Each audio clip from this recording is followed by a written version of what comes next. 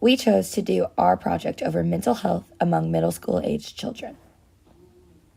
Our target audience is middle school age kids from ages 11 to 14 years old.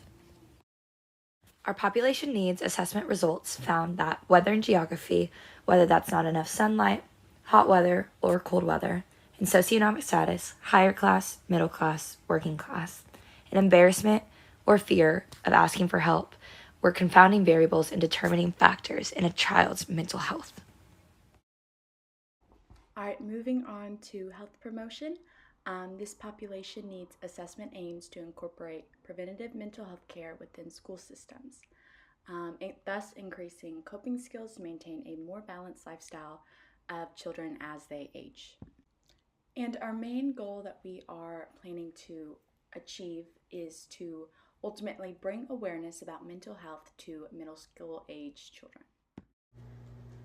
This leads us to our SMART objectives. We identified 3 objectives as follows. By August of 2026, teachers will implement teaching about mental health into the learning curriculum. 2. By August of 2026, all students will have accessibility and the knowledge of where to access mental health resources. And 3. By May of 2026, all middle schoolers will be aware of good coping mechanisms. More specifically, Objective 2, students will be taught about mental health in the classroom and will be shown where to find the resources. The resources may include school counselors, BetterHelp, crisis helplines, American Psychiatric Association, and many more. Counselors will be readily available in their own offices and not necessarily with the principal, so it's not frowned upon among the students. BetterHelp is a therapy platform that is 100% online. They allow access to affordable care anytime and anywhere.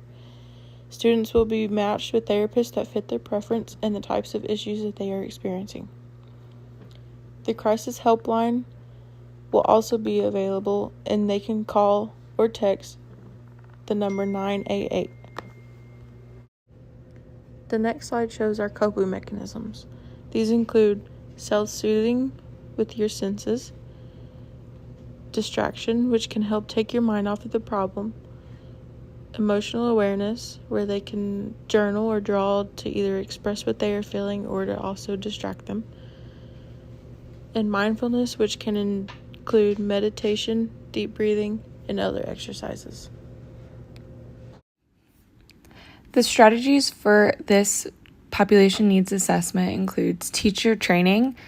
So we plan to provide mandatory teacher training monthly to recognize warning signs of children's mental health decline, as well as ways to intervene and help kids that are struggling with their mental health.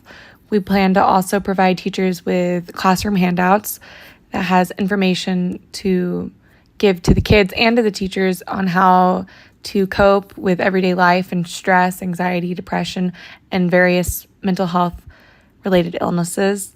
We also plan to provide coping mechanisms within the language arts department that will teach kids how to cope throughout life and just with any anxiety, depression, difficulty amongst their home life, things like that will just be implemented within the actual school curriculum rather than just as an extra section that kids have to seek out in the counselor's office or through therapy. The 3 call to actions for our project are teachers will implement different mental health coping skills into their curriculum to help students' coping abilities. Students will then utilize the mental health coping skills that they learned from their teachers. And finally, there will be lower rates of anxiety and depression among 11 to 14-year-olds in the United States.